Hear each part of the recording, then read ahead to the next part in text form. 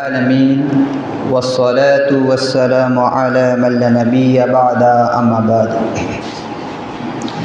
رب اشرح لي صدري ويسر لي أمري واحلل عقدة من لساني يفقهوا قولي فأعوذ بالله من الشيطان الرجيم بسم الله الرحمن الرحيم يا أيها الناس اتقوا ربكم الذي خلقكم من نفس واحدة وخلق منها زوجها وبث منهما رجالا كثيرا ونساء واتقوا الله الذي تساءلون به والأرحم إن الله كان عليكم رقيبا أعوذ بالله من الشيطان الرجيم بسم الله الرحمن الرحيم قل هذه سبيلي يدعو إلى الله على بصيرة أنا ومن اتبعني وسبحان الله وما أنا من المشركين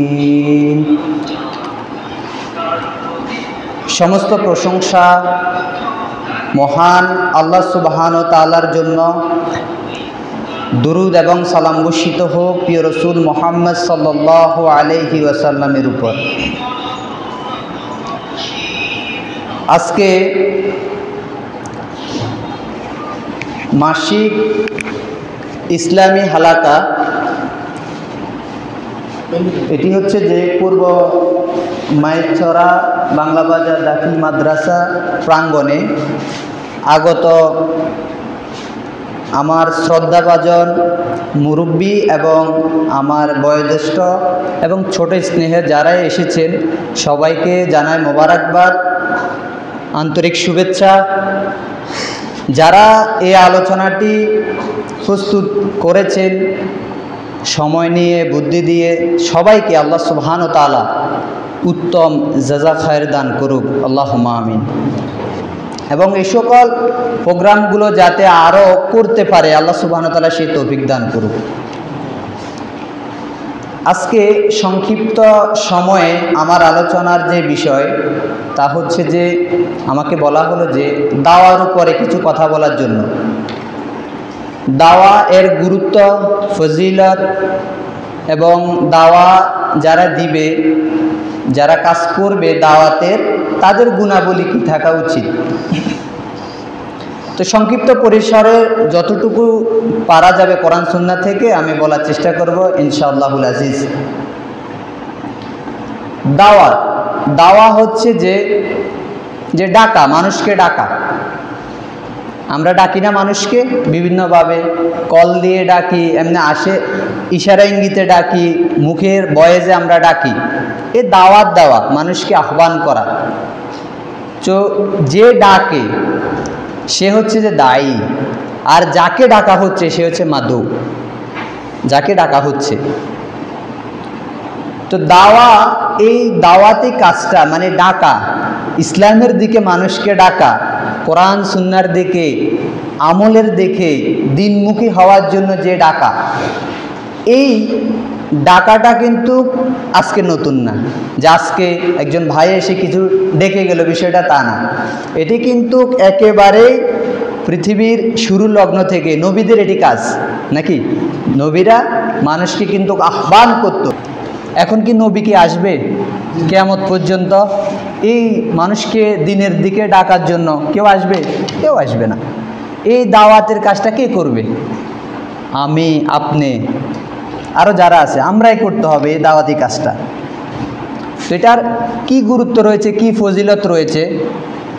সূরা আল ইমরানের সূরা নাম্বার 3 আয়াত 104 নম্বর আয়াতে আল্লাহ সুবহানাহু ওয়া তাআলা বলছে যে তোমাদের মধ্যে একটা দল থাকা চাই, যারা মানুষকে ওয়া'মুরুনা বিল মারুফ, সৎ কাজের দিকে মানুষকে ডাকবে, ওয়ায়ানহাউনা আনিল মুনকার, এবং মানুষকে অসৎ কাজ থেকে বাধা প্রদান করবে। একটা দল থাকা চাই। এবং বলছে যে হুমুল মুফলিহুন, তারাই হচ্ছে সফলকাম। তারা সফলতা পেয়ে গেছে। যারা সত্যর মানুষকে সৎ কাজের দিকে ডাকবে, অসৎ কাজের বাধা প্রদান করবে, তারাই সফল কাম। সুবহানাল্লাহ, তারা সফল কাম হয়ে গেছে। তাহলে এই কাজ যারাই করবে তারা সফল কাম। এবং তোমাদের মধ্যে একটা দল থাকা চাই। তার মানে যেই দাওয়াতের কাজ যদি বড় পরিসরে একটা আঞ্জাম হয়, তাহলে অন্যদের উপরে এটা কিন্তু ফরজ এরকম হবে না।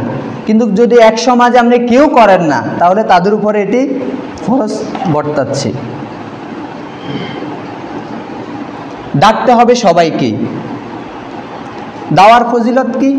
আল্লাহ সুবহানাহু ওয়া তাআলা বলছে পবিত্র কোরআনে সূরা ফুসিলত, এটা আরেকটা নাম আছে যে হামিম সেজদা, এই সূরাটার নাম 41তম সূরা কোরআনের 33তম আয়াতে আল্লাহ সুবহানাহু ওয়া তাআলা বলছে ওমান আহসানু ক্বালাম মিম্মান দা ইলাল্লাহি ওয়া আমিলা সলিহা ওয়া ক্বালা ইন্নানি মিনাল মুসলিমিন।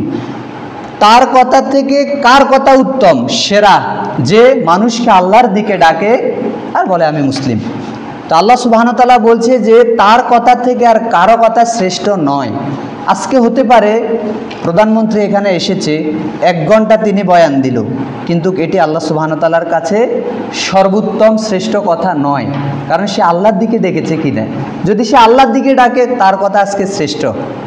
অথবা আজকে এখানে একজন আরও প্রধানমন্ত্রী, প্রাইম মিনিস্টার অথবা মন্ত্রী পরিষদ এরকম কেউ না, নর্মাল একজন সাধারণ মানুষ এসে কতক্ষণ আপনাকে দিনের দিকে ডেকে গেল, তার কথা কিন্তু আজকে শ্রেষ্ঠ। ওই যে কিছুক্ষণ আগে প্রধানমন্ত্রী ডেকে গেল, তার কথার থেকেও। কারণ আল্লাহর দিকে যে ডাকে, আল্লাহ সুবহানাহু ওয়া তাআলা বলছে তার কথা থেকে কার কথা উত্তম হবে। সুবহানাল্লাহ, তার কথা হচ্ছে সেরা, যে মানুষকে কোরআনের দিকে ডাকবে, সুন্নাহর দিকে ডাকবে, আমলের দিকে ডাকছে, যে সালাত পড়েন, সিয়াম রাখেন, হজ, যাবতীয় আমলের দিকে ডাকছে বা আল্লাহকে স্মরণ করিয়ে দিচ্ছে, তার কথা হচ্ছে যে শ্রেষ্ঠ, সেরা। এবং এই দাওয়াতি কাজ যারা করবে তাদের রয়েছে অনেক ফজিলত। কেউ যদি সৎ কাজের জন্য কাউকে আহ্বান করে, মানে ডাকে, তাহলে তার ফজিলত কি? সহিহ মুসলিমের হাদিসে উল্লেখ করা হয়েছে যে 2654 নম্বর হাদিসে এসেছে, 70 নম্বর হাদিসে এসেছে, রাসূলুল্লাহ সাল্লাল্লাহু আলাইহি সাল্লাম বলছে সে সমপরিমাণ সওয়াব পাবে, যদিও ওই যাকে ডাকা হলো, যে এসেছে, সাড়া দিয়েছে, তার সওয়াবের কোনো কমতি হবে না। এখান থেকে আমরা স্বাভাবিকভাবে যেটা বুঝি যে আমি একজনকে যখন মুসলিম হওয়ার জন্য শাহাদা পাঠ করিয়েছি, বুঝিয়ে শুনিয়ে, যখন সে জিন্দিগিতে তার যতগুলো আমল সে করবে, এগুলোর ভাগিদার কিন্তু আমি। সুবহানাল্লাহ। আপনার একটা ডাকে কিছু লোক এসেছে, সালাত পড়েছে, আজকে সে যতগুলো সওয়াব পেয়েছে আপনারা কিন্তু ঠিক একই পরিমাণে পেয়েছেন। তার কিন্তু সবে কোনো কমতি ঘাটতি সৃষ্টি হবে না, যতটুকু তার হয়েছে সেম ততটুকু আমি আপনিও পাচ্ছি। একদিন রাসূলুল্লাহ সাল্লাল্লাহু আলাইহি সাল্লামের কাছে এক লোক এসে বলছে, ইয়া রাসূলুল্লাহ আমাকে একটা উট দেন। তিনি বলছে আমার কাছে তো নাই, একটা লোক দেখা দিয়েছে, অমুকের কাছে গেলে তুমি একটা উট পাবে। তো তার কাছে উট নিয়ে যখন সে চলে যাচ্ছে, রাসূল সাল্লাল্লাহু আলাইহি সাল্লাম তাকে ডাকছে যে এদিকে আসো, এই লোকটা তোমাকে উট দিয়ে যতগুলো সওয়াব পেয়েছে আমি দেখিয়ে দিয়ে আমিও সমপরিমাণ সওয়াব পেয়েছি। সুবহানাল্লাহ। শুধু আমি দেখিয়ে দিয়েছি, ভালো কাজের জন্য ইশারা করেছি, আমি দেখিয়ে দিয়েছি যে এই কাজটা করো, এদিকে যাও। আমি একজনকে ডেকেছি, ভাই সালাত পড়েন, শেষ, সে পড়েছে, সব আমারও হয়েছে, মানে খুব কম, পরিশ্রমটা আমার কমে হয়েছে।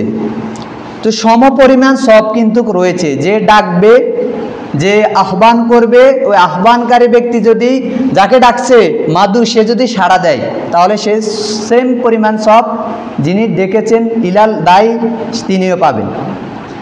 তাহলে দাওয়াতের অনেক ফজিলত আছে।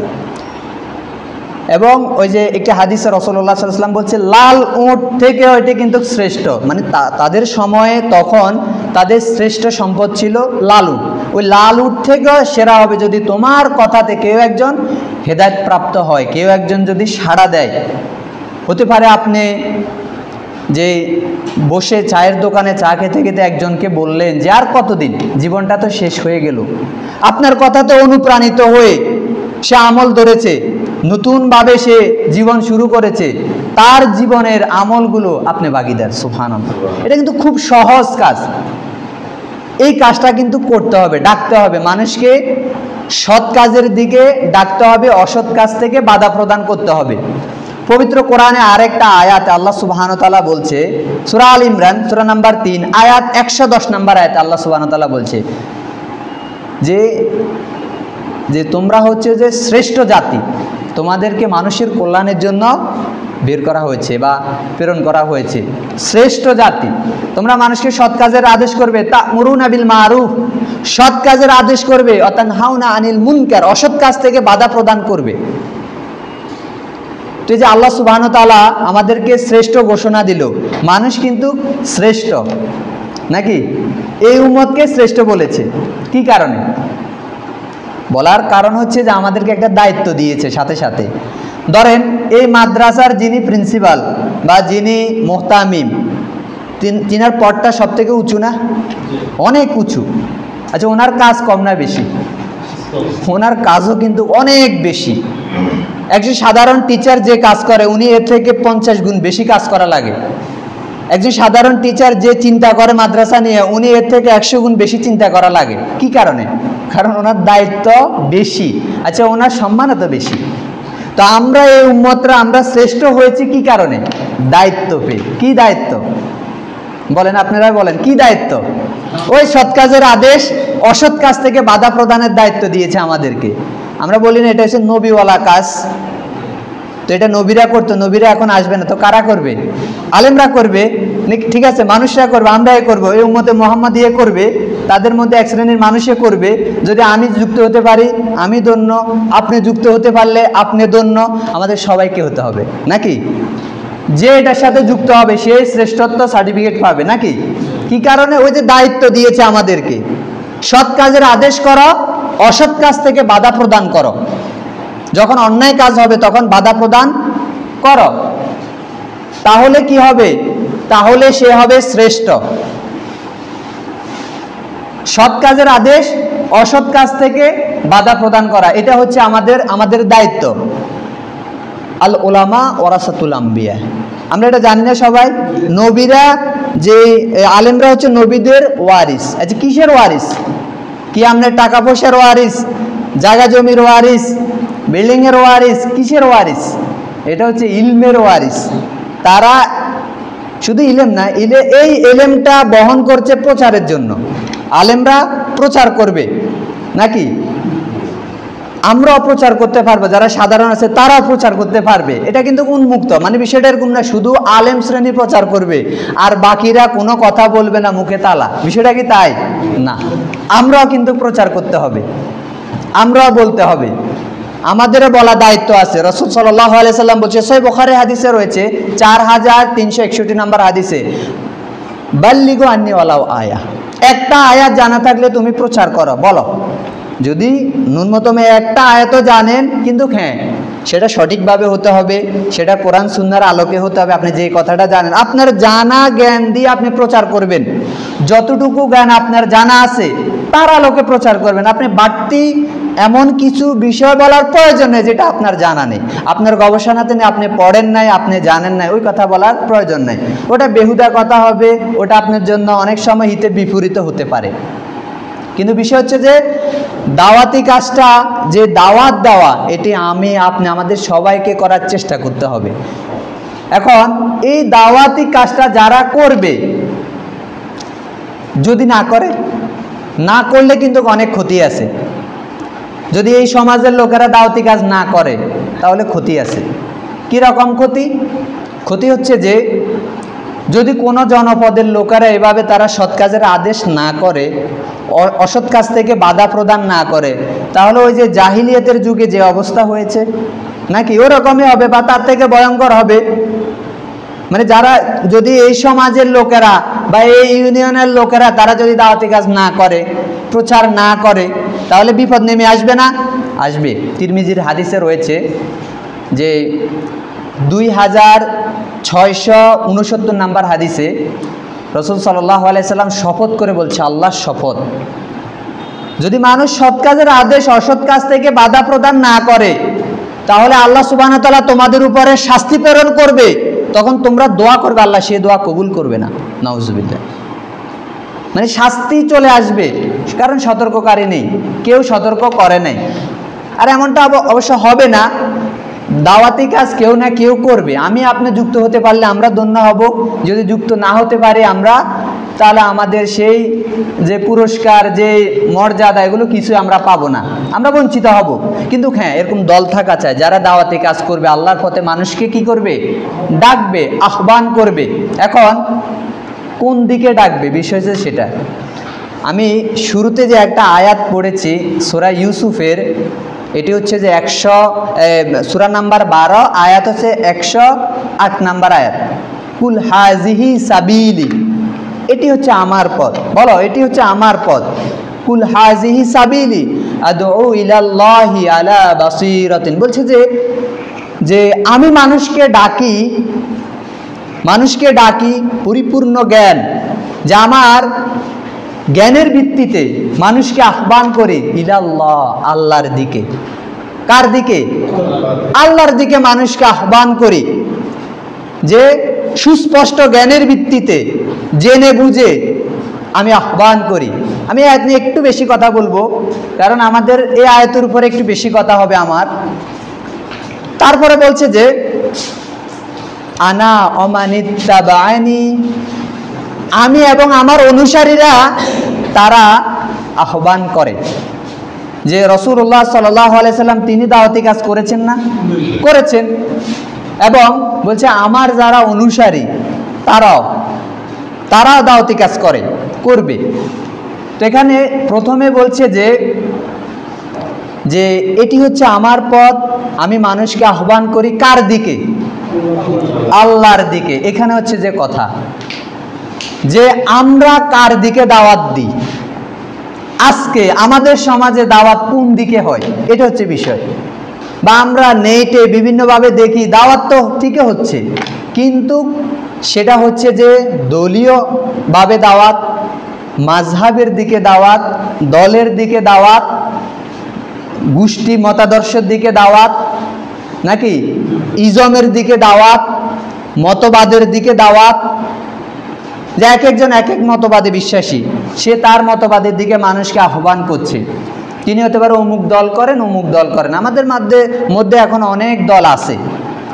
তিরমিজিতে একটা হাদিসে রয়েছে 2565 নাম্বার হাদিসে, কিতাবুল ইলমে এসেছে, রাসূলুল্লাহ সাল্লাল্লাহু আলাইহি সাল্লাম বলেন, ইন্না হাযা বানি ইসরাঈলা তাফারাকা আলা সিনতানি ওয়া সাবিনা মিল্লাতান ওয়া তাফতারিকু আলা উম্মাতিন সালাসাতিন ওয়া সাবিনা মিল্লাতান কুল্লুম ফিন নার ইল্লা মিল্লাতান ওয়াহিদাতান ক্বালু ওয়া মান হিয়া ইয়া রাসূলুল্লাহ সাল্লাল্লাহু আলাইহি সাল্লাম ক্বালা মা আনা আলাইহি ওয়া সাহাবী। তিনি বলছে যে বানি ইসরাঈলরা 71 এবং 72 দলে বিভক্ত হয়েছে, আমার এই উম্মত 73টা দলে বিভক্ত হবে। কুল্লুম ফিন নার, সবাই জাহান্নামে যাবে, ইল্লা মিল্লাতান ওয়াহিদাতান, শুধু একটা দল ব্যতীত।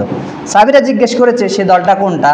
তখন তিনি বলছে মা আনা আলাইহি ওয়া সাহাবী, যারা আমি এবং আমার সাহাবীদের মতাদর্শের উপরে থাকবে, সেটা হচ্ছে যে সঠিক।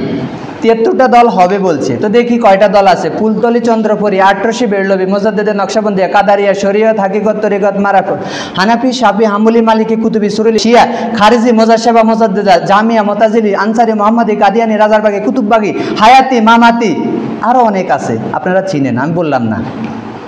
এগুলা কি আমাদের মধ্যে দল আছে না? কি অস্বীকার করতে পারবে যে না আপনি যেগুলা বলছেন এগুলা একেবারে ভ্রান্ত কথা বলছেন? এরকম কোনো দল আমরা আজ পর্যন্ত শুনি নাই, আমরা সবাই মুসলিম, কোনো দল নাই, এরকম হয়েছে? আছে, অনেক দল আছে। আপনি শুধু অ্যানালাইসিস করেন নাই, আপনি গবেষণা করেন নাই। আমাদের মধ্যে অনেক দল দুঃখজনক হয়ে গেছে। কিন্তু এই আয়াতে আল্লাহ সুবহানাহু ওয়া তাআলা বলছে যে বলে এটা আমার পথ, আমি মানুষকে আহ্বান করি আল্লাহর দিকে, ইলাল্লাহ, আল্লাহর দিকে। আমাদের মূল লক্ষ্য হতে হবে আল্লাহর দিকে। আর আল্লাহর দিকে যখন আমি দাওয়াত দিব, তখন আমার দলীয় ব্যানার, দলীয় প্রোগ্রাম, দলীয় মতাদর্শ কিছু আসবে না। কিন্তু আসবে? আপনারা বলেন আসবে না? অমুক দল তমুক দল, নাকি অমুক যে আমাদের এটা ভারী করতে হবে, আলোচনা শেষে বলতে হবে এই দলে যোগ দিয়েন, নাকি? এটা আমাদের সমাজে হয়, কিন্তু দুঃখজনক। এটা কোনো দাওয়াত, এই যে দাওয়াত ইলাল্লাহ হলো না, আল্লাহর দিকে দাওয়াত হলো না, আপনার দলের দিকে দাওয়াত হলো। এখানে স্বার্থ আছে, প্রত্যেক দলের নেতা আছে না? পৃথিবীতে এমন কোনো আপনি দল দেখাতে পারবেন যাদের নেতা নেই? একটা দল দেখান তো দেখি যে দলের নেতা নেই, মানে মূল নেতা একজন নেই, মানে যিনি এটা প্রবর্তক তিনি নাই, কেউ প্রবর্তক করেন না, এরকম একটা দল দেখান যদি আপনি পারেন। প্রত্যেক দলের নেতা আছে, নাকি? প্রত্যেক দলের নেতা আছে, আর নেতার বাইরে কি মানুষ যায়? যায় না। তাকে অন্ধভাবে মানে, তার ভুল মানে তার কাছে এটা হচ্ছে শুদ্ধ। তিনি জাহান্নামে গেলে মনে করে আমিও জাহান্নামে চলে যাব, সমস্যা নেই। ওই যে নেতার অন্ধ তাকলিদ করার কারণে দলীয় বিষয় আসলে তিনার চোখে এরকম কালো একটা, আমার এটা তো সাদা, ওনারটা হচ্ছে কালো চশমা পরে যায়, উনি দেখে না দলীয় ভুলগুলো, তিনি কখনোই দেখে না। ওনার দলের ভুল, ওনার দলীয় নেতার ভুল উনি কখনো দেখে? আমরা সেটা কিন্তু দেখি না, আমরা সেটা দেখি না। মানে তখন আমাদের চোখে একটা বড় কালো চশমা পড়ে যায়, নেতার কোনো ভুল নেই, তিনি মাসুম, তিনি ফুলের মতো পবিত্র। আমরা যদিও রাজনৈতিক কোনো বিষয় নিয়ে আমরা বলছি না, আমাদের মূল টপিক থাকবে ইসলাম কেন্দ্রিক। আমরা এখানে ইসলামিক বিষয় নিয়ে কথা বলছি নাকি? আমাদের মুসলিমদের ভিতরে অনেকগুলো দল হয়ে গেছে, সেটা বললাম, এটা হওয়া উচিত নয়। আল্লাহ সুবহানাহু ওয়া তাআলা আমাদেরকে বলছে যে সূরা আল ইমরানের 3 নম্বর সূরার 103 নম্বর আয়াতে আল্লাহ সুবহানাহু ওয়া তাআলা বলছে যে তোমরা যে দলে বিচ্ছিন্ন হইও না, আল্লাহর রুজ্জু আঁকড়ে ধরো, বিভিন্ন দলে বিচ্ছিন্ন বিভক্ত হইও না। ওয়াতাসিমু বিহাবলিল্লাহি জামিআ ওয়া লা তাফাররাকু, তোমরা বিভিন্ন দলে বিভক্ত হইও না, তোমরা আল্লাহর রুজ্জু আঁকড়ে ধরো। আল্লাহর রুজ্জু কি? কোরআন এবং সুন্নাহ। আল্লাহর রুজ্জু তো এইটাই, কোরআন এবং সুন্নাহ মাফিক কেউ যদি আমল করে, কোরআন এবং সুন্নাহ মাফিক সঠিকভাবে কেউ যদি ফলো করে, সে কখনো অন্য দল বিভিন্ন মতবাদে বিশ্বাসী হতে পারে না। সে কোরআন এবং সুন্নাহর মতাদর্শে সে থাকবে, আর তার দাওয়াতটাই হবে কোরআন সুন্নাহর দিকে, মূলত কোরআন সুন্নাহ তার ফোকাস থাকবে। কিন্তু দুঃখজনক, আমরা যখন শক্তিশালীভাবে কোনো দল করি, অনেক দিন থেকে ওই দলের সাথে যুক্ত, তখন আমরা ওই দলের দিকে আহ্বান করা প্রয়োজন হয়ে পড়ে নাকি? বিভিন্নভাবে আমরা করি।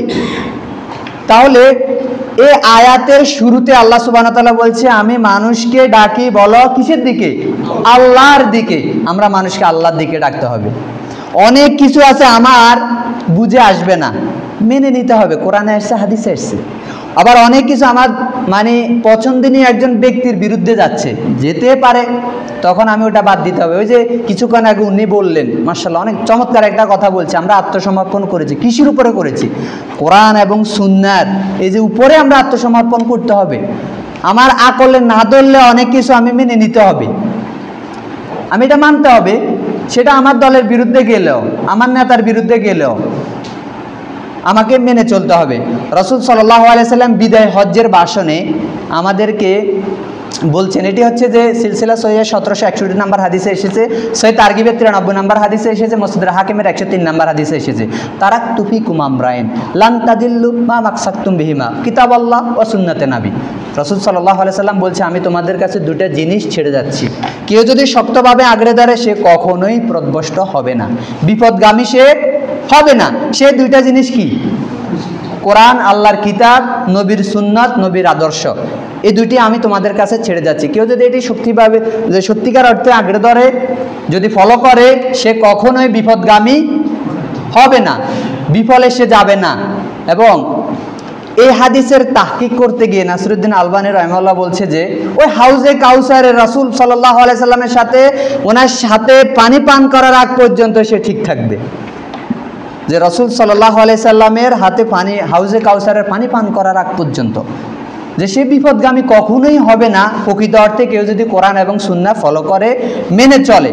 কারণ আমাদের মূল হচ্ছে কোরআন এবং সুন্নাহ। এখন দুঃখজনক, আমরা যেহেতু কোরআন সুন্নাহ থেকে অনেক দূরে, তখন এক একজন এক একভাবে আমাদেরকে বুঝিয়েছে, যে যেভাবে বুঝে সেভাবে আমাদেরকে বুঝাচ্ছে। মূলত হচ্ছে যে আমরা কোরআন এবং সুন্নাহ কাদের বুঝ অনুযায়ী নিতে হবে, ওই যে আমাদের সালাফ, সাহাবীরা, তাবিরা, তারা যেভাবে বুঝেছে তাদের ওই বুঝ অনুযায়ী কিন্তু আমরা মানতে হবে। আজকে নতুনভাবে আমাকে যদি কেউ একটা বুঝ দিয়ে দেয়, এটা মানলে হবে না। সঠিক হচ্ছে যে আমাদের সালাফ যারা, পূর্বসূরি যারা, তাদেরকে অনুসরণ। এখন আপনি বলবেন এগুলো এটা কি আমার কাজ নাকি? হ্যাঁ, আপনাকে যদি সত্যিকার অর্থে ওই যে জান্নাত প্রত্যাশী হতে হয়, জান্নাত যদি আপনি পেতে চান, সঠিক পথে থাকতে চান, আপনাকে কিন্তু জানতে হবে, জানতে হবে। জান্নাত তো আল্লাহ সুবহানাহু ওয়া তাআলা আমাদেরকে এমনি দিয়ে দিবে না, 2 নাম্বার এই যে সূরা আনকাবুত 29তম সূরা 2 নাম্বার আয়াতে আল্লাহ সুবহানাহু ওয়া তাআলা বলছে, যদি বলো মুমিন ঈমান এনেছি তোমাদের কি জান্নাত দিয়ে দিব? না, আমাদেরকে এভাবে জান্নাত দিয়ে দিবেন। আচ্ছা, এই আয়াতের পরবর্তীতে আল্লাহ সুবহানাহু ওয়া তাআলা এখানে বলছে যে সুস্পষ্ট জ্ঞানের ভিত্তিতে দাওয়াত হতে হবে, মানে যিনি ডাকবেন তার কিন্তু জ্ঞান থাকতে হবে, অন্তত উনি যে বিষয়ে কথা বলছে ওই বিষয়ে ওনার স্পষ্ট জ্ঞান থাকতে হবে। কোনো শ্যালো নলেজ নয়, এরকম নয় ভাষা ভাষা জ্ঞান, কিছু কিছু জানি, মনে হয়, সম্ভবত, হইতে পারে, এরকম না, স্পষ্ট। উনি দাওয়াত দিবেন, যদি এটা স্পষ্ট না হয় তো উনি ওনার ক্ষতি করছেন, নিজের পায়ে নিজে উড়ল মারছে। কি কারণে? সহিহ বুখারীতে এসেছে, 5টা হাদিস রয়েছে কিতাবুল ঈমানে, 105, 6, 7, 8, 9, 10। এখানে এসেছে যে রাসূল সাল্লাল্লাহু আলাইহি সাল্লাম বলছে, লা তাকযিবু আলাইয়া, তোমরা আমার সম্পর্কে মিথ্যা কথা বলো না। ফা ইন্নাহু মান কাযাবা আলাইয়া, কেউ যদি আমার সম্পর্কে মিথ্যা কথা বলে, ফালিয়ালিজিন নার, তার থাকার স্থান জাহান্নাম। নাউযুবিল্লাহি মিন যালিক। আপনি ইসলামের দিকে ডাকছেন, আপনি মানুষকে সত্য পথের দিকে ডাকছেন, কিন্তু জাগ্রত জ্ঞান ছিল না, স্পষ্ট জ্ঞান ছিল না, যার কারণে আপনি নিজে বিভ্রান্ত হয়ে গেলেন। ওই যে একটা ঘটনা আপনারা শুনছেন যে একজন লোক 99টা খুন করেছে, শুনছেন না? এটা সবাই আমরা জানি। সে কিন্তু 100টা খুন করছে, ওই হাদিসে আছে সে 100টাই করছে। যখন তাকে একটা আলেমের বাড়ি দেখিয়ে দিল, তার কাছে গেল, বলল যে বাঁচার কি কোনো পথ আছে? সে বলল যে না, তুমি যে বড় পাপী, তুমি যত বড় পাপ করছো আল্লাহ তোমাকে ক্ষমা করবে না। তখন সে একে মারিও 100টা পূর্ণ করছে। আমি এটা বললাম কেন? কারণ তার যে আলেম, তার ইলম ছিল না, তাই তার পরিণতি সেরকম হলো। যদি তার আলেম মানে তার ইলম যদি পরিপূর্ণ না হয় বা স্পষ্ট না হয়, তাহলে বিভ্রান্তিতে তিনি পড়বেন, এটা হচ্ছে কথা। আচ্ছা, ওই আয়াতে আমি যে আয়াতটা সূরা ইউসুফের আয়াত থেকে আমি কথা বলছি, যে 108 নম্বর আয়াত, এখানে আল্লাহ সুবহানাহু ওয়া তাআলা বলছে যে সুস্পষ্ট জ্ঞানের ভিত্তিতে তাহলে দাওয়াতি কাজ হতে হবে কার দিকে? আল্লাহর দিকে, নাকি আল্লাহর দিকে আমি মানুষকে ডাকবো। এখন তাহলে সন্তুষ্টি কার অর্জন করতে হবে বলেন? একমাত্র আল্লাহ সুবহানাহু ওয়া তাআলার সন্তুষ্টি লাগবে। এখানে কিন্তু ইখলাসের বিষয়টা চলে এসেছে, যে আল্লাহর সন্তুষ্টি যদি না হয় তাহলে আপনার এই দাওয়াত কখনোই কবুলযোগ্য হবে না, আল্লাহ সুবহানাহু ওয়া তাআলা এটা গ্রহণ করবে না। এটা আপনার জন্য কিন্তু যে পরবর্তীতে বিপদ হয়ে আসবে, যদি ইখলাস না থাকে, নিয়ত স্বচ্ছ যদি না থাকে। এত হাদিস থাকতে ইমাম বুখারী রাহিমাহুল্লাহ সহিহ বুখারীতে 1 নাম্বার হাদিস কোনটা এনেছে? ইন্নামাল আমালু বিন্নিয়াত। সমস্ত আমল, কাজ, কথা, কর্ম সব ডিপেন্ড করে কিসের উপরে? নিয়তের উপরে। আপনার যদি নিয়ত যদি স্বচ্ছ হয় তাহলে সেটা কবুলযোগ্য হবে। নিয়তে যদি গলদ হয়, ভুল হয়, যদি সমস্যা থেকে যায়, তাহলে কিন্তু ওই বড় আমল করা কোনো লাভ হবে না। তাহলে দাওয়াত যিনি দিবেন তার নিয়ত স্বচ্ছ হতে হবে। সহিহ মুসলিমের 1905তম হাদিসে এসেছে, যদি এই হাদিসটা আরো কয়েকটা জায়গাতে এসেছে। এই হাদিসটা হলো যে কিয়ামতের মাঠে আল্লাহ সুবহানাহু ওয়া তাআলা 3 শ্রেণীর ব্যক্তিকে তুলবেন, 3 জন ব্যক্তিকে তুলবেন। এক হচ্ছে আলেম, আরেক হচ্ছে যে দানবীর, আরেকজন হচ্ছে যে শহীদ। তো শহীদকে বলবে তুমি কি করেছ? আমি কি তোমাকে এই এই নেয়ামতগুলো দিই নাই? সে স্বীকার করবে, হে আল্লাহ আপনি আমাকে এই নেয়ামতগুলো দিয়েছেন, স্বীকার করবে। তো কি করেছ? আমি আপনার পথে জীবনটা দিয়ে ফেলেছি। আল্লাহ সুবহানাহু ওয়া তাআলা বলতে, কাযাবতা, তুমি মিথ্যাবাদী, তুমি এই কারণে জীবন দাও নাই, মানুষ তোমাকে শহীদ বলবে, এই কারণে তুমি জীবনটা বিলিয়ে দিলে। ফেরেশতারা তাকে টেনে হিঁচড়ে নিয়ে জাহান্নামে নিক্ষেপ করবে, নাউযুবিল্লাহ। তিনি একজন শহীদ মানুষ, নিয়তের সমস্যা ছিল, নিয়তে ত্রুটি ছিল তার, আল্লাহর জন্য হয় নাই। দ্বিতীয় নাম্বার, আলেমকে ডাকবে, কি করেছ? এই নেয়ামত দিয়েছি, কি করেছ? আপনার নেয়ামত স্বীকার করবে, আমি আপনার পথে ইলম অর্জন করেছি, প্রচার করেছি। তা আল্লাহ সুবহানাহু ওয়া তাআলা বলবে, কাযাবতা, তুমি মিথ্যাবাদী, তুমি এই কারণে প্রচার করো না, মানুষ তোমাকে আলেম বলবে, মানুষ তোমাকে বাহবা দিবে, এই কারণে তুমি মানুষের যশ খ্যাতি অর্জন করার জন্য তুমি আলোচনা করেছ বা ডেকেছ। তো এখন তাকে টেনে হিঁচড়ে নিয়ে জাহান্নামে নিক্ষেপ করবে, নাউযুবিল্লাহ। এটা সহিহ মুসলিমের হাদিস। তারপরে দানবীর, কি করেছ? এই এই নেয়ামত দিয়েছি, স্বীকার করবে, কি করেছ? আপনার পথে দান করেছি, কাযাবতা, তুমি মিথ্যাবাদী, তুমি এই কারণে দান করো নাই, মানুষ তোমাকে দানবীর বলবে, মানুষ তোমাকে বাহবা দিবে যে যশ খ্যাতি অর্জনের জন্য তুমি দানবীর সাজার জন্য দান করেছো, আজকে তাকে টেনে হিসড়ে নিয়ে জাহান্নামে নিক্ষেপ করবে, নাউজুবিল্লাহ। এই হাদিসটা অত্যন্ত গুরুত্বপূর্ণ, এটা নিয়তের। আজকে পৃথিবীর সেরা আমল নিয়ে শহীদ এবং আলেম আজকে দানবীর কোথায় যাচ্ছে? জাহান্নামে যাচ্ছে। কি কারণে? নিয়তে সমস্যা থাকার কারণে। সে দিনের দিকে ডাকছে, যদি তার স্বার্থ থাকে টাকা, যদি তার স্বার্থ থাকে যশ খ্যাতি, যদি স্বার্থ থাকে তার দলীয় পড়া, মানে দলীয় দলকে বড় করা, তাহলে কিন্তু সমস্যা। এখানে আমাদেরকে বলছি ইলাল্লাহ, আল্লাহর দিকে, আল্লাহর সন্তুষ্টির জন্য দাওয়াতি কাজ করতে হবে, যে আল্লাহরই যেমনটি পাওয়া যাবে, আল্লাহ সুবহানাহু ওয়া তাআলা সন্তুষ্ট অর্জন করা সম্ভব হবে, আল্লাহরই যেমনটি পাওয়া যাবে। এটা হচ্ছে যে দাওয়াতের যে উদ্দেশ্য। যে কোনো কাজ করার পূর্বে আমরা যদি একটা প্রশ্ন জুড়ে দিতে পারি যে কেন আমি এই কাজটা করছি, তাহলে উত্তর বের হয়ে আসে। আপনাকে কিন্তু একটা প্রশ্ন করতে পারেন যে কেন আমি সালাত পড়ি, কেন আমি যে জ্ঞান অর্জন করব, কেন আমি একটা হালাকা করব, কেন আমি কোরবানি দিব। আপনারা কি আমার কথা বুঝছেন? মানে আপনি যে কোনো কথা এবং কাজ, যে কোনো আমল আখলাকে আপনি যদি কেন খোঁজেন, তাহলে এটা মূল বের হয়ে আসবে যে আপনার লক্ষ্য উদ্দেশ্যটা কি। আমার কথা কি বুঝতেছেন? তার মানে আমরা দাওয়াতি কাজ করব, কেন করব, নাকি কেন করব, এই প্রশ্ন কিন্তু সব সময় আমাদের মধ্যে কি থাকতে হবে, যে কেন আমরা করব। যদি সেটা হয় আল্লাহর সন্তুষ্টির জন্য, তাহলে আলহামদুলিল্লাহ সঠিক, নাকি যদি হয় অন্য কোনো লক্ষ্য উদ্দেশ্য, তাহলে কিন্তু গলত, আমাদের এখানে বাতিল, এটা গ্রহণযোগ্য হবে না। তাহলে আমাদের সব সময় একটা প্রশ্ন থাকবে, কেন।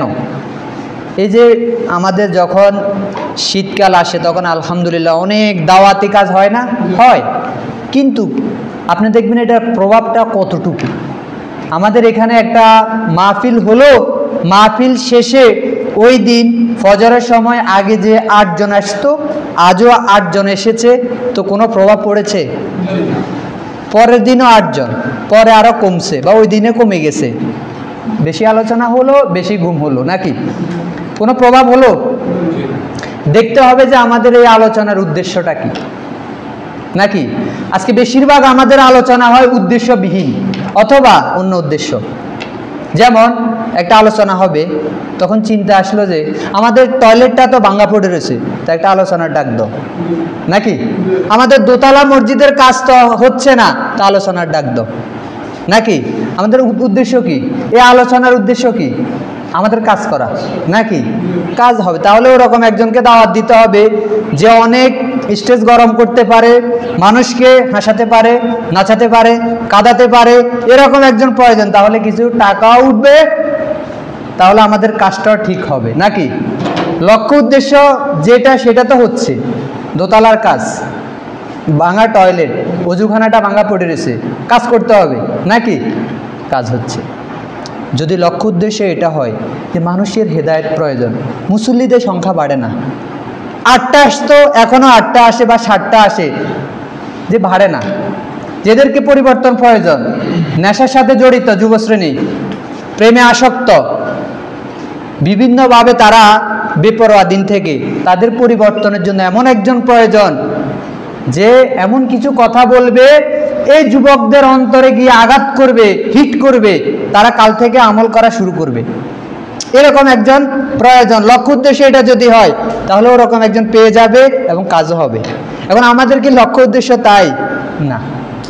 আমাদের লক্ষ্য উদ্দেশ্য যেটা সেটা হাসিল হচ্ছে, কিন্তু মূলত হেদায়েত আসছে না। হেদায়েত আসবে তখন যখন আমার লক্ষ্য উদ্দেশ্য ঠিক। ওই যে বললাম, আপনি প্রশ্ন করবেন কেন আমি দাওয়াতে ডাক দিলাম, কেন? আল্লাহর সন্তুষ্টি, মানুষের হেদায়েত। আপনি হেদায়েত দিতে পারবো যতক্ষণ আল্লাহ সুবহানাহু ওয়া তাআলা না চাচ্ছে, নাকি সে যতক্ষণ চেষ্টা না করেছে ততক্ষণ তো হেদায়েত আসবে না। তাহলে আমি যেটা আমার পূর্বের আলোচনা তো আমি বললাম যে আমাদের মূল হচ্ছে লক্ষ্য উদ্দেশ্য। এবং বলছে যে আমি এবং আমার অনুসারীরা, আনা অমানিত্তাবানি, আমি এবং আমার অনুসারীরা দাওয়াত দেয় এই পথে যে রাসূল সাল্লাল্লাহু আলাইহি সাল্লাম শুধু যে দাওয়াত দিছে বিষয়টা তা নয়, তার যে অনুসারী রাসূল সাল্লামের সাহাবীরা এবং প্রজন্মের পর প্রজন্ম তারা দাওয়াতি কাজ করে যাচ্ছে, সবাই দাওয়াত দিয়ে আসছে, দিতে হবে। এখন বিষয় হচ্ছে যে আমরা প্রথমে কোন দাওয়াতটা দিব, প্রথমে কোন দাওয়াত দিব, কারণ অনেক বিষয় আছে, সালাত আছে, সিয়াম আছে, জিকির আছে, হজ আছে, অনেক জিনিস আছে। আমরা কোন দাওয়াতটা প্রথমে দিব? আপনাদের মধ্যে কে বলতে পারবেন কোন দাওয়াতটা প্রথমে দিব? দাওয়াতের ইমানের দাওয়াতটা প্রথমে হবে। আচ্ছা, একজন মানুষকে আপনি অনেক আমল দিয়ে সাজাইছেন, অনেক দাওয়াতি কাজ করছেন, মাশাআল্লাহ সুবহানাল্লাহ, এখন তার ইমান ঠিক নেই, কোনো লাভে আসবে, কোনো কাজে আসবে? বা আরেকটা উদাহরণ দিই, একজন ধরেন হিন্দু মানুষ যে আপনার মূর্তি পূজা করে, হ্যাঁ, কিন্তু আপনি তাকে সালাতের ট্রেনিং দিলেন, সিয়ামের ট্রেনিং দিলেন, অন্যান্য আমলের খুব ভালো ট্রেনিং দিলেন, কিন্তু কখনো তার ইমান আপনি রেডি করে দিলেন না, কোনো কাজ আসবে তার? এটা কোনো কাজ আসবে? যাক, সে মাশাআল্লাহ 1000 মসজিদ বানায় দিছে, এখন কোনো কাজ আসবে এটাতে? কোনো কাজ আসবে না। কি কারণে? তাতে ইমানে নেই। তো ইমান হচ্ছে মেইন, প্রধান, প্রথম। শিরক মুক্ত ইমান দরকার, শিরক মুক্ত ইমান, যেখানে শিরক বাসা বাঁধেনি। তাহলে ইমানের দাওয়াতটা প্রথমে হবে। আল্লাহর দিকে যে ডাকবেন, আল্লাহ সম্পর্কে সে জানে না, নবী সম্পর্কে, ফেরেশতা সম্পর্কে সে জানে না, না, এই আপনি তাকে আহ্বানের মূলে থাকবে ইমানটা। কারণ কোরআনে প্রথম আয়াত কোনটা? প্রথম যে নাজিল হয়েছে সেটা হচ্ছে যে সূরা আলাকে 96 নম্বর সূরার 1 নম্বর আয়াত, ইকরা বিইসমি রাব্বিকাল্লাযী খলাক, পাঠ করো, পড়ো তোমার রবের নামে যিনি তোমাকে সৃষ্টি করেছেন। এখন কার নামে পড়ার নির্দেশ দিল আল্লাহ সুবহানাহু ওয়া তাআলা? কার জন্য? আল্লাহর জন্য বলছে যে তুমি পড়ো তোমার রবের নামে। কার নামে? রবের নামে। আপনার কোরআনের প্রথম নির্দেশ কি? আপনাকে যদি বলা হয় কোরআনের প্রথম নির্দেশ কোনটা, তখন আসবে যে কি, যে আল্লাহ সম্পর্কে, যে ইকরা, পড়ো। তো কিসের সম্পর্কে পড়বো? আমাকে পড়ার নির্দেশ দিছে, বিইসমি রাব্বিকাল্লাযী খলাক, যিনি তোমাকে সৃষ্টি করেছেন। তার মানে কার নামে? কাকে? আল্লাহ সুবহানাহু ওয়া তাআলা সম্পর্কে। আচ্ছা, কবরে আপনাকে প্রশ্ন কোনটা করবে আগে বলেন? সালাত সম্পর্কে, সিয়াম, হজ, যাকাত, নবী, রাসূল, গাউস, কি বিষয় জিজ্ঞেস করবে বলেন?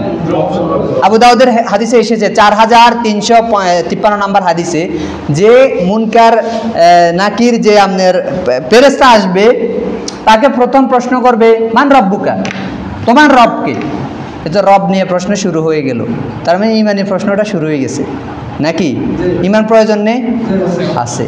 এটা মূল্যে প্রথমে দেখা দিবে। কোরআনের প্রথম নির্দেশ আল্লাহ সম্পর্কে জানা, সঠিকভাবে আল্লাহ সম্পর্কে জানতে হবে। কোরআন এবং সুন্নাতে যেভাবে আসছে ঠিক সেভাবে মেনে নিতে হবে। আমার দল এই কথা বলছে, ওটা প্রযোজ্য না। আমার বড় হুজুর এই কথা বলছে, তিনিও ভুলের ঊর্ধ্বে না, ভুল করতে পারেন নাকি? কোরআন এবং সুন্নাতে যেভাবে আসছে আল্লাহ সম্পর্কে আমাকে আপনাকে কিন্তু জানতে হবে। এটা প্রথম। তাওহীদ, ঈমান, এই যে আকীদা, এটা হচ্ছে প্রথম।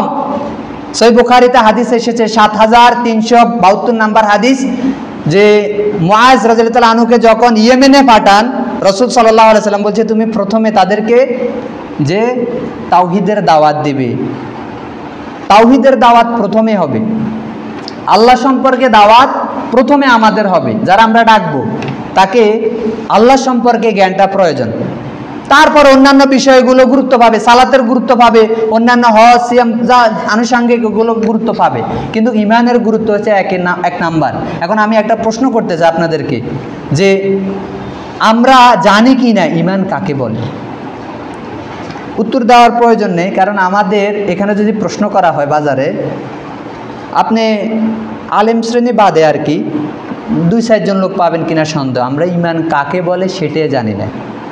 আমাদের দুর্গতি ওই জায়গাতে, ইমান কাকে বলে যদি প্রশ্ন করেন, স্যার ভাই বলেন তো ইমানের রুকন কয়টা, বলতে পারবো?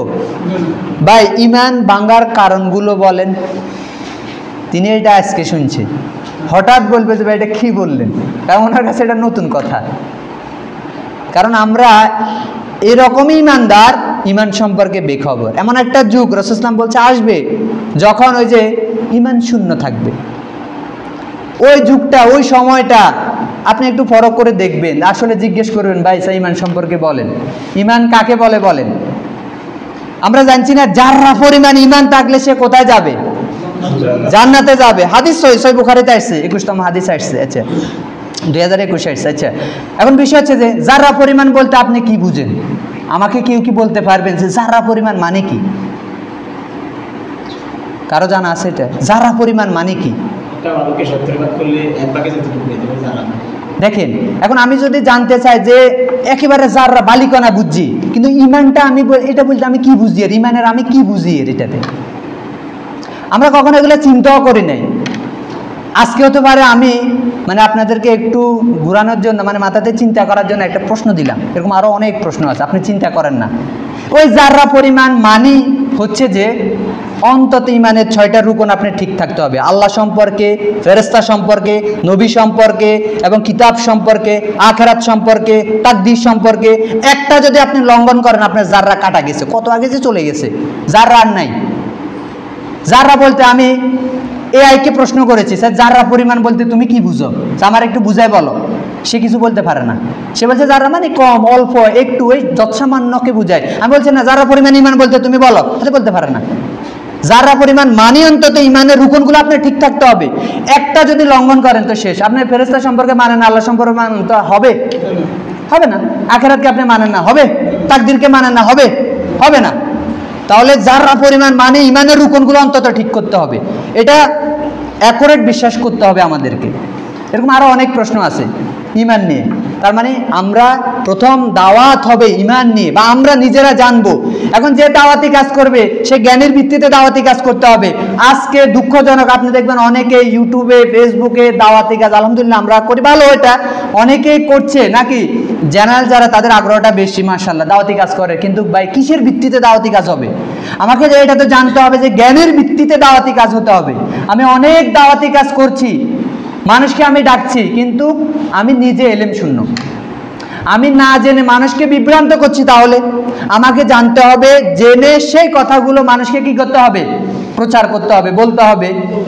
যেগুলো আমি জানি কোরআন এবং সুন্নাহ থেকে, যেগুলো আমি শিখেছি সেই কথাগুলো, কোরআন সুন্নাহর সে কথাগুলো আমি কি করব? প্রচার করব, নাকি যতটুকু আমার জানা আছে। কিন্তু বিনা ইলমের ভিত্তিতে কিন্তু দাওয়াতি কাজ আমাদের যাতে না হয়, তাহলে আমার নিজের কি হবে? এটাতে আমার নিজেরই সমস্যা বা ক্ষতি হবে। আমি পরকারে ধরা খেয়ে যেতে পারি। এ কারণে আমার পরিশুদ্ধি হচ্ছে প্রথম, মানে জ্ঞান অর্জন করতে হবে আমাকে, এটা ফরজ। আমরা জানছি না প্রত্যেক মুসলিম নরনারীর জন্য জ্ঞান অর্জন করা কি ফরজ। আপনি ইবনু মাজাতে দেখেন 2024 নম্বর হাদিসে, 224 নম্বর হাদিসে এসেছে, রাসূল সাল্লাল্লাহু আলাইহি সাল্লাম বলছে তলাবুল ইলমি ফারিদাতুন আলা কুল্লি মুসলিম, প্রত্যেক মুসলিমের জন্য দ্বীনি জ্ঞান অর্জন করা কি ফরজ। আমি আপনাকে জানতে হবে দ্বীনি জ্ঞানগুলো কি ফরজ, ফরজিয়াতগুলো অন্তত জানতে হবে, নাকি? তারপর আমরা প্রচার করব, মানুষকে আমরা কি করব? সেটা বলবো, তাদেরকে আমরা সত্যের পথে, ন্যায়ের দিকে আমরা আহ্বান করব। যতটুকু আমার জানা রয়েছে সেই জ্ঞানের ভিত্তিতে আমি মানুষকে আহ্বান করব। তাহলে আমার কিন্তু জ্ঞান অর্জন ফরজ, আমাকেও জানতে হবে। ইমাম বুখারী সহিহ বুখারীর 68 নম্বর হাদিসের বাব রচনা করেছেন, বাবু কাবলাল কওলি ওয়াল আমালি, বলা এবং করার পূর্বে ইলম অর্জন করা জরুরি। ইলম অর্জন করা কি জরুরি। আপনি যেটাই বলবেন সেটা জেনে বুঝে বলতে হবে। আপনি যদি দেখেন সূরা মুহাম্মদ 47তম সূরার 19তম আয়াত, আল্লাহ সুবহানাহু ওয়া তাআলা বলছে ফাআলাম আন্নাহু লা ইলাহা ইল্লাল্লাহ, লা ইলাহা ইল্লাল্লাহ বলার আগে জ্ঞান অর্জন করো, জেনে নাও। ফাআলাম, আগে ইলম অর্জন করো, জেনে নাও তুমি কি প্রচার করবে, তুমি কি বলতেছ। লা ইলাহা ইল্লাল্লাহ বলবে, আগে জেনে নাও। কেউ যদি আপনার না জেনে না বুঝে লা ইলাহা ইল্লাল্লাহ পড়ে, হবে? একজন পাগলকে আপনি যদি আধা দিন এটা পড়ান, কোনো ফায়দা আসবে? কোনো লাভ হবে? কিচ্ছু হবে না, সে তো বুঝে না, নাকি? বুঝতে হবে। এখন জ্ঞান অর্জন করেছেন, নিজে বুঝেন না, সেটা আরেকটা সমস্যা। আপনাকে কিন্তু বুঝতে হবে, বুঝতে হবে। যেমন আমরা আলোচনা কিন্তু জুমার দিন অনেক শুনি, কিন্তু এটা শুধু কানের শোনাটা, মানে কানের সুখ, আমরা কিন্তু সেটা চিন্তা করি না। আমাদের সেই কথাগুলো চিন্তা করা প্রয়োজন। ওই যে সূরা মুলকে রয়েছে 7-8 নম্বর আয়াতের দিকে রয়েছে, যখন জাহান্নামীদেরকে ডাকবে, মানে টেনে টেনে নিয়ে যাবে জাহান্নামীদেরকে, তখন ফেরেশতারা বলবে তোমাদের কাছে কি কোনো সতর্ককারী আসে নাই? তারা কি বলবো? এসেছে। যদি আমরা শুনতাম এবং বুঝতাম, শুধু শোনা নয় বুঝতাম যদি, তাহলে মানত। শুধু শুনলে কিন্তু মানা আসে না। একটা হচ্ছে যে মানার জন্য শোনা, আর একটা হচ্ছে আপনি শুধু শুনেছেন। তাহলে আমরা আল্লাহর দিকে মানুষকে ডাকবো, যে কার দিকে? আল্লাহর দিকে, কোরআন সুন্নাহর দিকে। আমি কোনো দল মাযহাব এগুলো আমাকে কবরে কোনো প্রশ্ন করবে না, এগুলো আমার কোনো কাজেও আসবে না। আমি এই দল করছি না ওই দল করছি, এই নেতার হাত ধরছি না ওই নেতার হাত ধরছি, আমাকে কিয়ামতের মাঠে জিজ্ঞেস করবে, কবরে আমাকে প্রশ্ন করবে না, এটা নিয়ে কোনো প্রশ্ন নাই। আমাকে এটা জিজ্ঞেস করবে তুমি যে আমল করেছো সেটা ঠিক আছে কিনা, নাকি মানে তোমার আমার আমলগুলো অ্যাকুরেট কিনা, এই প্রশ্নটা কিন্তু আমাকে করবে। হ্যাঁ, না হলে আমার আমলগুলো কি করবে? হাবাং মাংসুরা, বিক্ষিপ্ত ধূলিকণা করে দিবে। সূরা ফুরকানে এসেছে 25তম সূরার 23তম আয়াতে আল্লাহ সুবহানাহু ওয়া তাআলা বলছে কিয়ামতের মাঠে অতঃপর গিয়ে তাদের আমলগুলো দেখবা সব নষ্ট করে দিবে। এখন বলেন আমল নষ্ট করছে, আর মানুষ বলছে আমল করো, আমল করো, অনেক আমল আজকে আল্লাহ নষ্ট করে দিচ্ছে। আপনি যদি দেখেন সূরা গাশিয়া, যে সেখানে 3 এবং 4 নম্বরে আল্লাহ সুবহানাহু ওয়া তাআলা বলছে আমিলাতুন নাসিবা তাসলা নারান হামিয়া, অনেক আমলকারী আছে ক্লিষ্ট ক্লান্ত, আমল করতে করতে সে পেরেশান হয়ে গেছে। আজকে আল্লাহ সুবহানাহু ওয়া তাআলা বলছে যে সে কোথায় যাবে? জাহান্নামে যাবে। এখন আমাকে বলেন যে আজকে এই কথা কেন? সে তো আমল করেছে, আজকে সে জাহান্নামে কেন যাচ্ছে? তার সমস্যা কি? ওই যে আপনি দেখবেন সূরা কাহাফে রয়েছে 18তম সূরার যে 104 এবং 5তম আয়াতে আল্লাহ সুবহানাহু ওয়া তাআলা বলছে যে আমিলাতুন নাসিবা, না সেখানে বলছে যে অনেক আমলকারীরা তারা আমল করছে, আমল করে তারা বিভ্রান্ত হচ্ছে। কি কারণে? মূল সমস্যা আমরা যাচাই করে দেখি না। মানে আমরা যে আমল করি আমরা সেটা নিয়ে কোনো যাচাই আমরা করি না। কিন্তু ছোট্ট 1 খণ্ড জমিন যদি আজকে এখান থেকে বাজারের পাশে দিয়ে যদি 1 খণ্ড 1 ডিসিমো জমিন কিনেন, আপনি দলিল ছাড়া কি কিনবেন? কেউ কিনবে? এই ছোট্ট জমিনে যদি বলে যে আমাদের ইমাম সাহেব বা আমাদের শিক্ষক তিনি উপস্থিত আছেন, ওনার সাক্ষীতে আপনাকে জমিনটা দিয়ে দিছে, আপনি মানেননি, আপনি মানবেন যে না উনি বললেও হবে না, দলিল দেন। দলিল চাইবেন কিনা? চাইবেন। আপনার কাছে দলিলের অনেক দাম, দলিল না হলে এটা আমার না। এখন দলিল দেওয়ার পরও তো আপনি মতভেদ করবেন। একটা কাগজ দিয়ে যদি বলি যে ধরেন এটা হচ্ছে একটা দলিল, নিয়ে যান, আপনি বলবেন যে কাগজ একটা দিলে কি সেটা দলিল হয়? দলিলের মতোই তো। আপনি বলবেন যে না, এটা যে বুঝে এমন একজনের কাছে নিয়ে যেতে হবে, অ্যাডভোকেটের কাছে নিয়ে যেতে হবে, নাকি যে বুঝে সিএস রেকর্ড, আরএস রেকর্ড, বাড্ডা, ফসরা, 62 রেকর্ড, 40 রেকর্ড সে দেখবে, ঠিক আছে আপনার জমিন ঠিক আছে, তখন আপনি নিশ্চিত। তার আগে আপনি নিশ্চিত হয়েছেন? ছোট্ট 1 খণ্ড জমির জন্য আপনাকে যদি এত দলিল প্রমাণ, আপনি তো মুরিও নাই, অ্যাডভোকেটও না, কিচ্ছু না, কিন্তু তারপর আপনার অনেক অ্যানালাইসিস, অনেক চেকপোস্ট আপনি চেক করেন, তাহলে জান্নাত পেয়ে যাবেন এমনি, মানে বিনা এই যে দলিলে, এমনি মুখের কথাতে না। সেখানেও আপনার দলিল প্রয়োজন। কোরআন এবং সুন্নাহ হচ্ছে আমাদের দলিল, মানে আমাদের আমলগুলোতে দলিল প্রয়োজন আছে, নাকি? তার মানে যিনি ডাকবেন সে জ্ঞানের ভিত্তিতে, দলিলের ভিত্তিতে মানুষকে আহ্বান করবেন। যাকে ডাকবেন, আল্লাহ সুবহানাহু ওয়া তাআলা বলছে সূরা এটি হিজরের 6 নম্বর আয়াতে আল্লাহ সুবহানাহু ওয়া তাআলা বলছে ইয়া আইয়ুহাল্লাযিনা আমানু, হে ইমানদারগণ, যদি তোমাদেরকে কোনো পাপিষ্ঠ লোক, ইনজাকুম ফাসিকুম বিনাবাইন ফাতাবায়ানু, যদি কোনো পাপিষ্ঠ লোক কোনো তথ্য দেয় তাহলে চেক করে নাও, যাচাই করে নাও। একটু আমি শেষের দিকে চলে আসছি, একটু বুঝেন যে কি বলছি। যদি কোনো পাপিষ্ঠ লোক তোমাকে কোনো তথ্য দেয়, তুমি একটু চেক করে নাও, অজ্ঞতাবশত তোমাকে আঘাত করতে পারে। মানে আল্লাহ সুবহানাহু ওয়া তাআলা আমাদেরকে বলছে যাচাই করার জন্য। এবং আমি যে প্রচার করব, বলবো, আমি শিখতে হবে, আমার তাহলে শিক্ষক প্রয়োজন আছে, অবশ্যই শিক্ষক প্রয়োজন আছে। আজকে কিছু ভাই এরা মনে করে যে জেনারেল, যে না আমি কিতাব পড়ি তো সব আলহামদুলিল্লাহ বলে দিই। আসলে এটা ভুল, এটা ভুল। কিতাব পড়ে পড়ে আপনি সব বলে দিচ্ছেন। ইমাম নববী রাহিমাহুল্লাহ তার ফতোয়ার শুরুতে মুকাদ্দিমাতে উনি বলছে যে শুধু কিতাবের উপরে ডিপেন্ড করেছে, কিতাব পড়ে বলে তার ভুল হওয়ার সম্ভাবনা সব থেকে বেশি। কোরআন আল্লাহ সুবহানাহু ওয়া তাআলা আমাদেরকে সবাইকে এক কপি সবাইকে দিয়ে দিলে তো হয়ে যেত, নবী রাসূলের কোনো প্রয়োজন ছিল? নবী রাসূল কেন আসছে? সেই কিতাব বুঝিয়ে দেওয়ার জন্য আমাদেরকে, নাকি? তিনি দীর্ঘ এত বছর সময় কেন লেগেছে? 23 বছর সময় কেন লেগেছে? কারণ তিনি এই কোরআন ধাপে ধাপে সময়ের প্রেক্ষিতে নাজিল হয়েছে, এগুলো বুঝিয়ে দিয়েছে, নাকি নিজে প্র্যাকটিক্যাল আমলও করেছে না?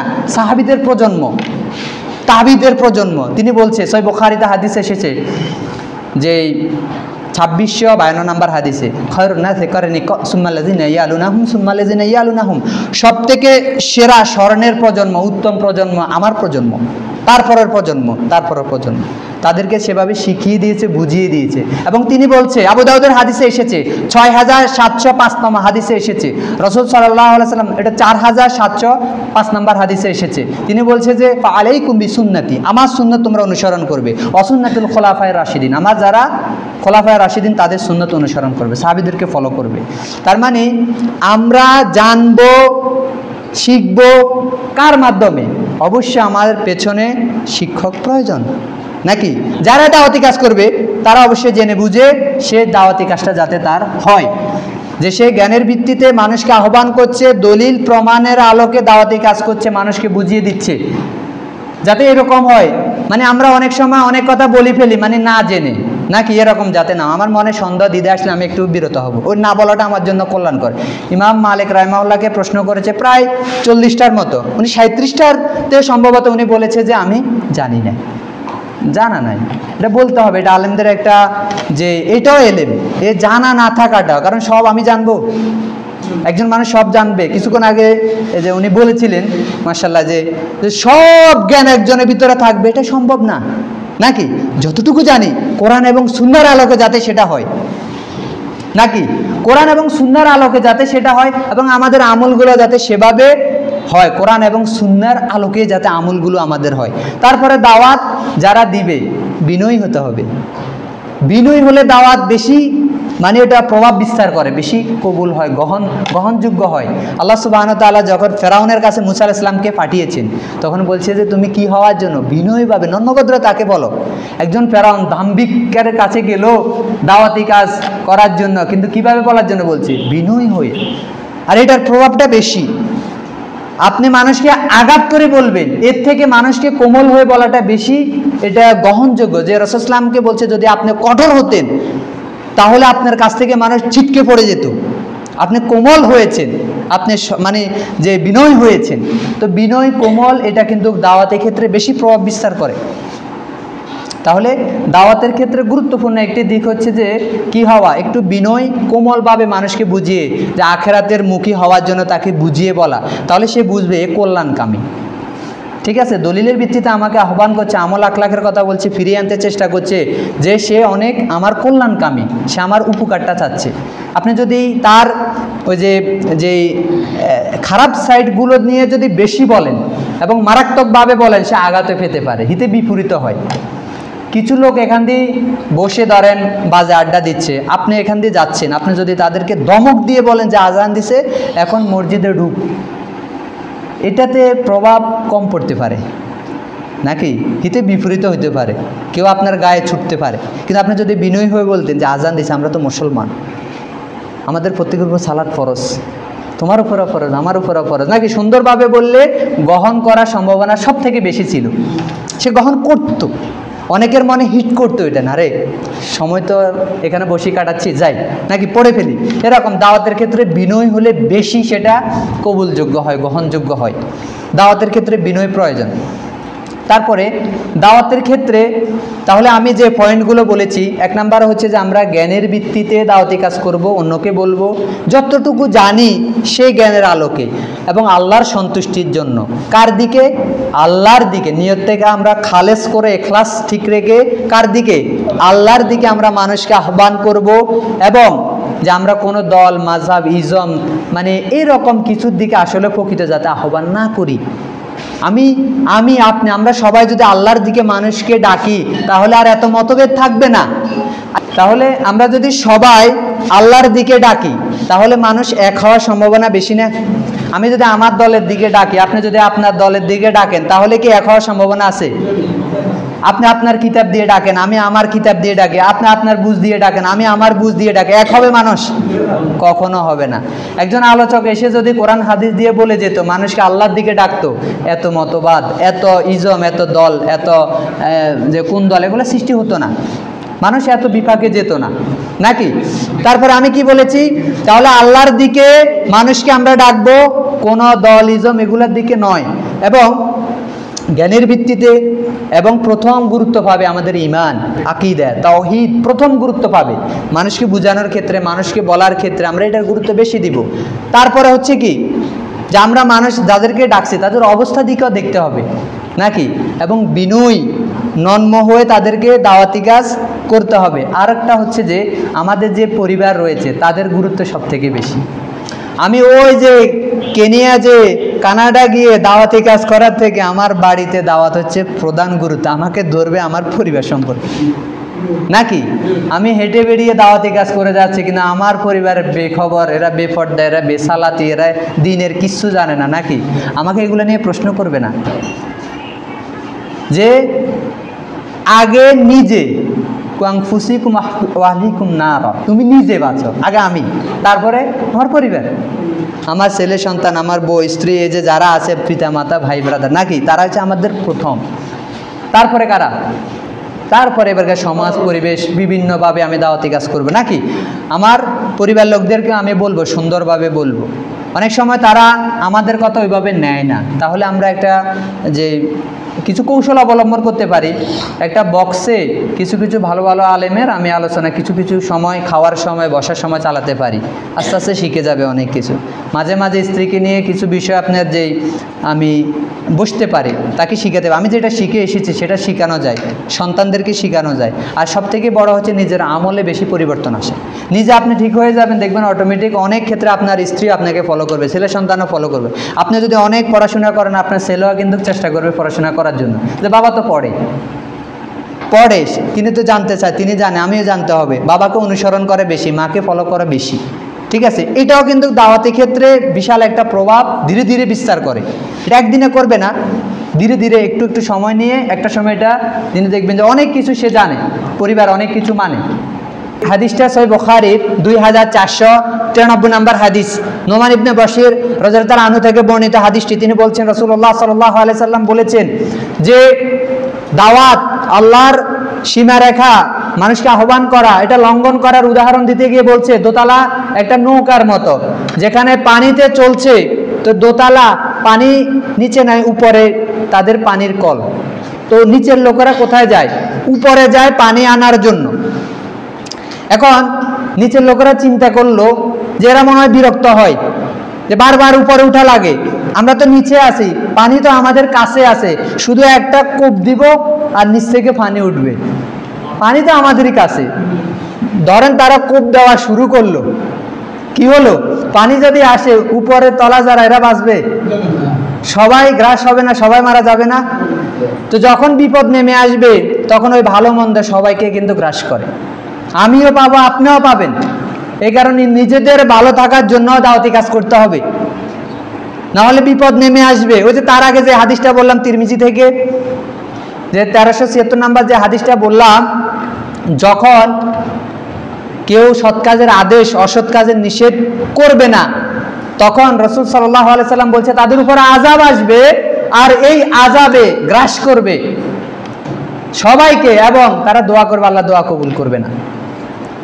হারাম যে বক্ষণ করে, অসৎ কাজ যে করে, গুনার কাজ যে করে, যে পাপিষ্ঠ, সে দোয়া করলে তো দোয়া কবুল হবে না। ওই যে সহিহ বুখারীতে যে একটা হাদিস রয়েছে,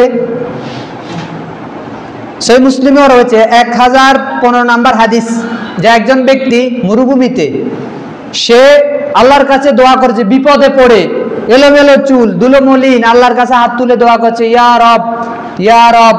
রাসূল সাল্লাল্লাহু আলাইহি ওয়াসাল্লাম বলছে, ওমাতআমু হারামুন ওয়ালবাসু হারামুন ওয়াগুযবিল হারামে ফাইন্না ইস্তাজাবা বিযালিক। এখানে বলছে যে তার খাবার হারাম, তার পোশাক হারাম, তার পানীয় হারাম, তার জীবন চলে হারামের উপর, আল্লাহ তার দোয়া কিভাবে কবুল করবে? তা আমরা হারাম খাচ্ছি, সুদ, ঘুষ, সুদ, এগুলো আমাদের নিত্য সঙ্গী। আমরা নিজেদের জন্য এটাকে গ্রহণযোগ্য করে নিয়েছি, যে যদি আজকে সুদ না খাই, ইন্টারেস্ট যদি না নিই, তো আমি বোকা। যে ইন্টারেস্ট দিচ্ছে ব্যাংকে আমি নিচ্ছি না, অমুক জায়গাতে টাকা লাগিয়েছি, সেখান থেকে সুদ যদি না খাই, তো আমি বোকা। তো এই যে সুদ ঘুষ, এগুলো আমাদের সাথে নিত্য সঙ্গী হয়ে গেছে। হারাম, অন্যায়, অবিচার, এগুলো থেকে যদি আমরা সতর্ক না, আমি নিজে শুনেন, প্রথম হচ্ছে আমি নিজের বিরত থাকা, তারপরে অন্যদেরকে সতর্ক করা। নাকি ঘুমন্ত লোক আরেকটাকে জাগাতে পারবে? ধরেন দুইজন লোক ঘুমায় আছে, কে কাকে জাগাবে? এটা বুদ্ধিমানের প্রশ্ন। বলেন, কে কাকে জাগাবে?